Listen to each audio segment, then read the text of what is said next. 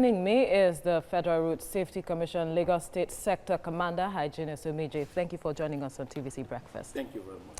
Now, like you saw in that report, the rains are here and some of the roads, taking Lagos for instance, are bad. Yeah. Now, what precautions should road users, speaking about drivers, now take at this time?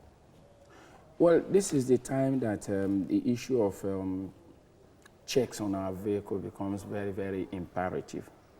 Before you set out in the morning, you must do your what we call morning parade on your vehicle thoroughly, including the most neglected aspect of that morning parade being the wiper. Hardly do people check their wiper. Perhaps you need to break down the morning parade now so that people will understand. Morning parade simply means those first things you do in your vehicle when you want to start your car. You don't just jump into your car and start it. You need to open your bonnet. You check your engine oil, you check the water, check the battery terminals, and all those things. But then when we do all those ones, we discover that we also check your electricals to ensure that your light is working, including the rear lights. And people will say, how will I know whether the rear lights, the most common thing you can just do is face the back, just the wall. And if you press the right brake, it will show you whether they are working. Okay, so this is the point they start from before they get to the road. Before you get out. And then you also check the air pressure of your tire. But then I am saying that during rainy season like this, people always forget to check their tires. So they now get on the road and they discover it's downpour, as we saw there. And you see somebody turning his hand to be the wiper and things like that. So it's important that we ensure that our vehicles are roadworthy. Then the next thing is ensuring that what we call common sense speed limit prevails each time you find yourself on the road. What do we mean by common sense speed limit?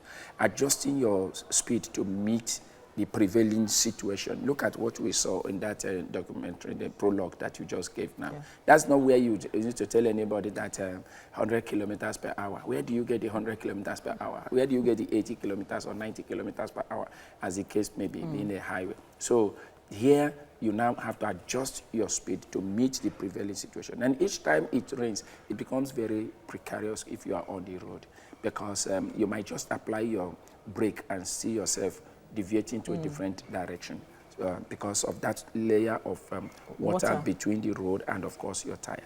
And this is, again, where an issue of our tire becomes very, very important. If you have a worn-out tire and you're driving on such a wet surface, I can assure you that if you apply your brake, the likelihood of your skidding is there. So you need to check your tire. Those grooves that you see in new tires, the way they are, that is like the gutter in a tire. It channels the water during rainy seasons like this. But if the grooves are no longer there, then there is no gutter. It's like when you don't have a gutter, then when the rain comes, like the flood everywhere, even on the parts of the road becomes is water channel. Yes. Because some persons do not even know, like you have mentioned, that their tires are worn out. Yes. Another aspect is the aspect of expired tires. Does that also count? It counts. It counts. But what do we really mean by expire? I like to use the word tires that have outlived its shelf life. I want to use that technical word like that because what we are looking at here is that from the date of the manufacture of the tire to when you are now looking at it, you say how many years. It does not matter whether it is looking. It will still be looking very new and all those ones. But you know that the texture of this thing is rubber. And if it has overstayed on the shelf, then you cannot get the best out of it, especially in hot weather seasons. Now, another aspect is the aspect of flooded areas. We find that on our Lagos roads, so to speak. What should be that aspect that people should do, or what should they do? This is the time that for every pocket of water, presume that it is covering a ditch until proved otherwise. And don't just enter it with speed. And you need to, actually, in this rainy season, your speed is very, very paramount. And again, the way and manner you also overtake a vehicle also very important. Hyginus Umeje, Lagos Sector Commander, Federal Road Safety Commission. Thank you for your time. You're welcome. The rains are here, like we said, but there's one common thing I have noticed on the roads. Cars break down easily this period of time. You're going and then there's some kind of traffic on the way and you're wondering, sometimes even on a Sunday or the weekends. Why should there be traffic on this way? You go further and then you discover that some cars are broken down this way, broken down that way, and all of that. It brings us the issue of roadworthiness of a lot of cars. I wonder what the Road Safety Corps is doing about this issue of cars that are not roadworthy. Well, if a vehicle is not roadworthy, to us, the technical word for us is that the vehicle is mechanically deficient. Now, but then when it comes to the issue of statutorily, on whose point of view does it really lie to certify these vehicles roadworthy or not?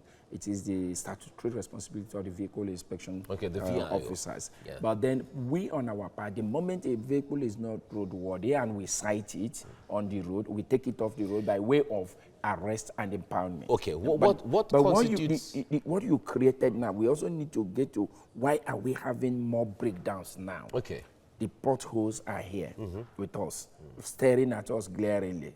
And each time your vehicle enters those potholes, it has a wear and tear effect on the vehicle.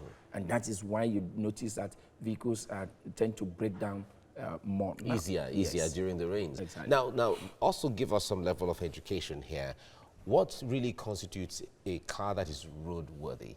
There's a certification they're supposed to have as, roadworthiness and all of that. But you see some cars and, like you said, mechanically deficient, and they have the certification. So how do we reconcile that? No, you can reconcile it because anything that is a machine will remain a machine because it can break down at any point in time.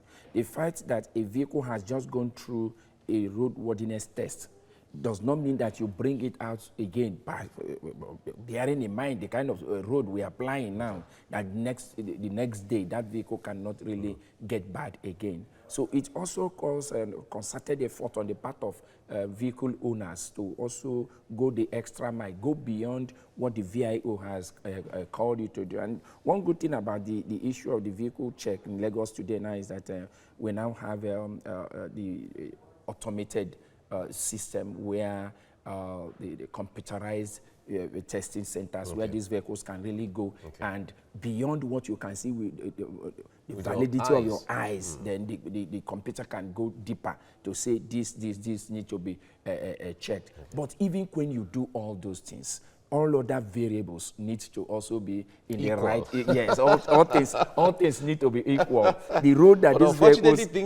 these vehicles are applying should also be. Should I say roadworthy? Should be carworthy. Also the human factor of who is driving the car. Vehicle. Okay. Now we have been able to identify that during rainy seasons like this, especially in Lagos, potholes do open up because of the flood and all those things. So it also behooves on us now that when we are driving on the road, then common sense should prevail. Then you don't just enter the potholes anyhow. For every pocket of water you see on the road, presume it is masking a big pothole until proved otherwise, and you need to also be very careful with your maneuvering. Talk to us about the issue of tires, because a lot of people, this issue has been on the front burner of the road safety since I know. But when it comes to enforcement or maybe implementation or compliance, so a lot of people don't comply to the issue of ensure that you have tires that have good treads. I think it just borders on ignorance on the part of people. I recall that I featured in this program when we were doing our tire safety campaigns and all those stuff. And ever since then, we have continued to educate the motoring public. We have continued to enforce it. That the issue of tire, but it becomes very, very germane now that we are in the rainy season, because you really need to have a tire with good treads so that when you apply your brake under a wet surface like this, it can really hold. It has a good grip. Yes, it has a good grip. Those grooves are like the gutter that the water channels through when it rains like this and you are driving on the road.